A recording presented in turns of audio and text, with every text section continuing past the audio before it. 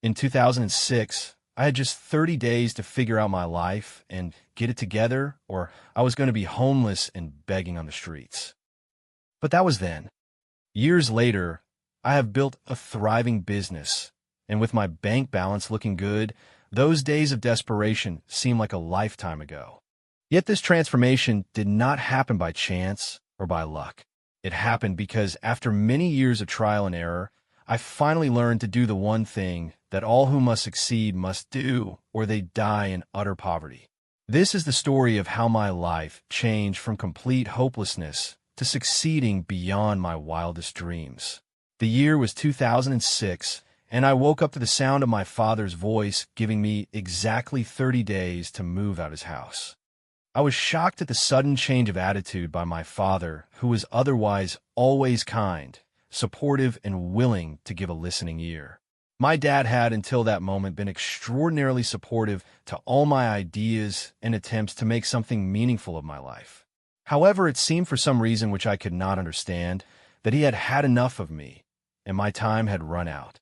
I quickly began to think of places where I could stay and who I could move in with, because I had no money or savings and I had virtually no friends. To think that just a few months back, I had begun making headway in my latest business venture when I published my first book, which by my standards was doing quite well, but now I was being ejected even before I could find my feet. One of the options I had for accommodation was to move in with a guy I sold books with at the bus park in Ojota, Lagos. Actually, he was my only option. I promptly reached out to him and asked if I could stay with him.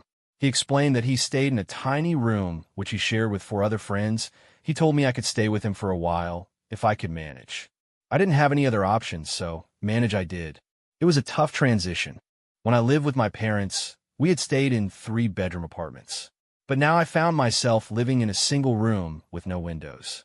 To make things worse, the room was situated right next to the pit toilet used by everyone. The compound housed roughly 8 single rooms. Each room was rented by different individuals. In all, about 40 or 45 people lived on the premises. This new arrangement was definitely a major adjustment in lifestyle for me, and I wasn't finding it easy. It was that time of the year when it was really hot. The dripping sweat beads ran down my back as I lay shirtless on the worn-out, dirty, old rug on the floor. The unbearable stench of the pit toilet crept through the constantly open door. When you add the loud, buzzing sound of Africa's wildest mosquitoes in my ears, and it was clear why my nights were always sleepless. I made up my mind there and then to find a way to get to the top. I was going to make it financially no matter what it cost me, as long as I did not have to get into a life of crime. I believe I already made a brief reference to publishing my first book. So after I moved in with my friend and went back to selling my books at the bus park, one of the young men I sold books with asked me if I had taken my books to book dealers in the Boundary Book Market at Apapa in Lagos. In reality, that was the first I was hearing of such a book market, and I had no idea what he was talking about. I told him I had not visited that market, and he encouraged me to do so. He said it was a good place to sell my books. I thanked him and said I would look into it, and left it at that. A few days went by, and I ran into this same bookseller or book hawker again, and he asked if I'd found time to visit the market. Again, I answered that I had not, but promised to do so soon. Seeing how persistent he was that I visit the Boundary Book Market, I decided to give it a go. A few days later, I visited the Boundary Book Market and was blown away at how large and expansive it was. It was a large market that spanned several blocks and streets. All kinds of books from educational, motivational, and self-help to Bibles and religious books were sold there. The book market was massive. I must say that I was a little intimidated as I stepped into the first shop and tried to introduce my book to the shop owner with the goal of getting them to stock large quantities of my books. I almost felt like going back home, but I had taken a cue from Napoleon Hill's Think and Grow Rich and understood that nothing would happen unless I make an effort. I approached the salesperson in the first shop I stepped into, introduced myself, and stated my mission. He took a half-hearted look at my book for like 3 seconds and gave me an emphatic no, we don't want in response. That response took the wind out of my sail, but I encouraged myself and decided to push a little further. I remembered the words of Napoleon Hill, with persistence will come success, and so I went further to try to elaborate on the positives of my book and how it was already doing quite well in the stores that were selling it, and how they could make a lot of money by selling it in their shop. But again, his answer was no, we don't want it. At this point, I decided I had tried enough with the first shop owner and proceeded to try my luck somewhere else in some other shop in the market. My experience in the next shop I stepped into was no different from that of the first. I was literally kicked out, and they made it clear to me that they had no interest in whatever I was offering without even sparing 30 seconds to look at my book. At this point, I felt really deflated. I felt the rejection of my book on a personal level, and it felt like they were not just rejecting my book, but were completely rejecting me as a person. I had had enough and was ready to tuck my tail in between my legs and run home defeated. Then again, words from Napoleon Hill's "Think and Grow Rich" whispered into my ears. Persistence is to the character of man what carbon is to steel. I decided to push further and make at least one last try before throwing in the towel. I timidly walked into another shop. This time, there was a woman seated at a table with two other girls standing. I perceived that the seated lady was the owner. I went on to try persuading them to give my book a try in their store.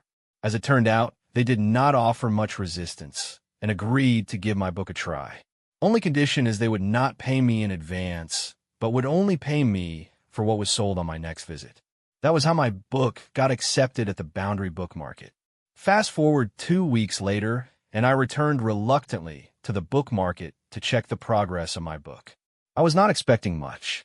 To my surprise, the excitement and enthusiasm I was greeted with was something I could not have imagined in my wildest dreams.